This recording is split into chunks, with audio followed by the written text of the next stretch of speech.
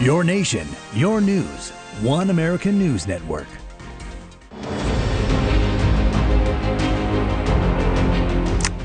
You hear about the Taliban effect, that jihadis looked at this, looked at American troops exiting and said, it's possible that they are inspired by this. How much should we be concerned about that now? I think that the Taliban winning the war in Afghanistan and then the way our exit happened has absolutely inspired us all over the world. That was Obama's CIA director, Michael Morrell. Obama's CIA director, before John Brennan took over. And get this, Morrell's not just saying the Taliban views Biden's retreat as a victory against America, but of NATO. Taliban is saying, we just didn't defeat the United States. We defeated NATO. We defeated the world's greatest military power ever. So there's a celebration going on. And do you want to know who else Morrell believes is going to join in on this celebration? Not only will jihadists be inspired, but a lot of them are going to come to Afghanistan to be part of the celebration, to be part of Jihadist Central. So after 9/11, they all scattered from Afghanistan. I think we're going to see a flow back in, and that's one of the things that makes Afghanistan more dangerous than other spots on the planet. Thanks, Biden. If Obama gave us ISIS, what are you going to give us? Because America isn't back on the world stage as you promised. Evil is. The Taliban knew exactly where we stood under President Trump because we stood. We didn't retreat. It's why they didn't try anything. Because if they did, they knew exactly what would happen, as President Trump told the great heroes of the FDNY on Saturday. Abdul, I said, Abdul, if you kill any American soldier or any American, you keep fighting your civil war. You've been fighting it forever. But you kill any American, you kill any American soldier, we're going to hit you harder than any country has ever been hit. And I said it, and I said it clear. I said it loud. And he understood that. He said, I understand. He said some other things, too, by the way. He said, they're tough. He said, I understand. And from that day on, we didn't have one soldier killed. And we could have taken 2-3 years to get out, or we could have been out in 1 month. Nobody would have been killed, and we would have had 100% of our equipment. And to see what happened, and then to come and watch the speeches. I watched a lot of the speeches, and they talk, we went in and we fought the enemy, and it's all true. But they didn't say what happened in the last week. We surrendered. And we can't let that happen, because that's a stain on our country that's worse than any stain we've ever had before. It's an embarrassment. So will the Biden administration be held accountable now with the Blinken hearings that are underway? Joining us now with more on this, former U.S. Navy officer and retired New Jersey police lieutenant Steve Rogers. Steve, I think the American people are so tired of hearings at this point where we don't get action at the end of it. Do you think Blinken is going to resign, be fired? Or is life just going to go on? You know, Natalie, the problem is the lies continue. Lie after lie after lie. Now, Blinken, he ought to resign. I don't know how you force these people out of office, but he certainly is over his head. And let me add this. I heard some of the hearing today, and this Representative Meeks from New York blaming President Trump, blaming the Republicans, and dared us. Have you dared us, meaning Republicans and perhaps those of us who support President Trump, give us alternatives. In his arrogance, give us alternatives. Well, here's one for you. How about keeping Bagram Air Force Base open, reopen it, secure it? Make sure it's secure to get the people there. That's number one. Number two, get a rapid deployment force ready to go in and kill the terrorists if you have to free Americans. Number three, you got to place conditions, as President Donald Trump did, on the Taliban. They don't meet the conditions. Guess what? We're going nowhere.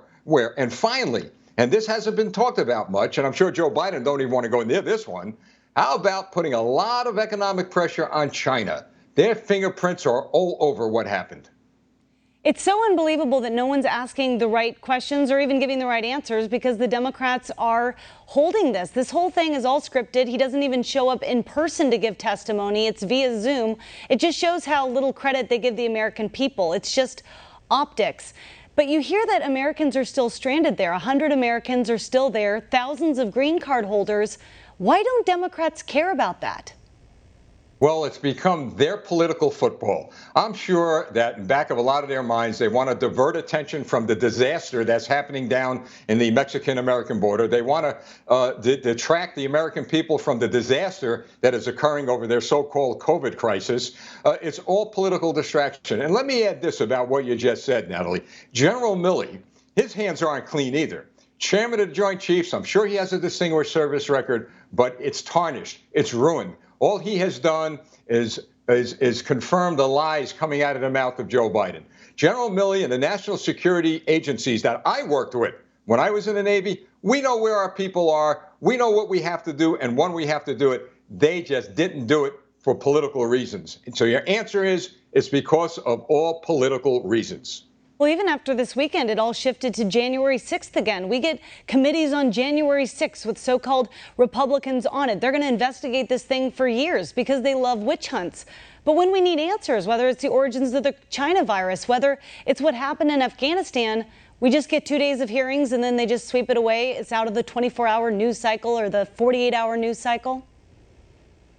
You know, I will suggest this to you. You're absolutely right. They're using all this as a distraction. But you said something earlier to the effect that, well, do they think the American people are that stupid that we're not aware of what they're doing?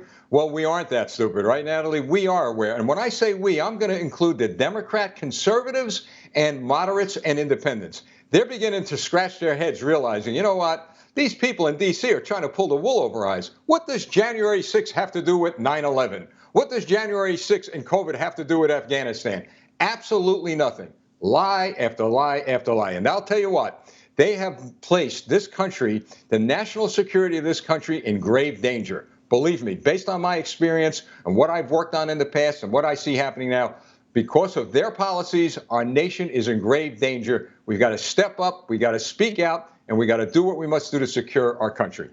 Well, you heard the chants going around again this weekend in football stadiums, F Joe Biden. People are not forgetting what's going on. They're not blaming President Trump as the Democrats are. They're blaming Joe Biden. They'll even say it to his face if they get the chance.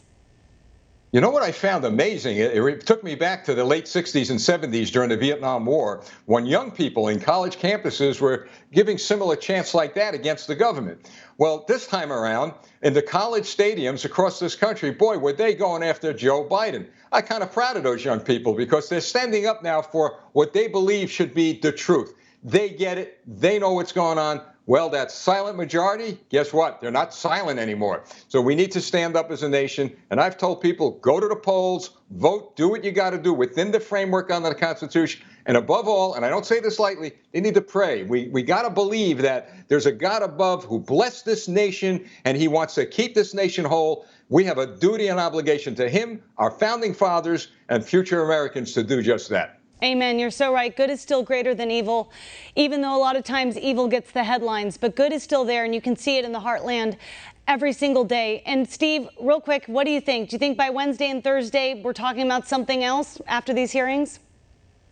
Not at all. They're going to drag this thing on. They have to drag it on until Wednesday and Thursday because they got to worry about Newsom in California. That's true. You see, it trickles right down. So maybe it'll lighten up a little, but it's always going to be President Trump. They're going to target this guy. But you know what? I got to tell you, together the people are stronger. We are Americans. Yes, we are Americans. We win, win, win. Quoting Donald Trump. Absolutely. Steve, always good to see you. Thank you for what you're doing out there. We'll see you soon. My pleasure. Thank you. And still to come on The Real Story.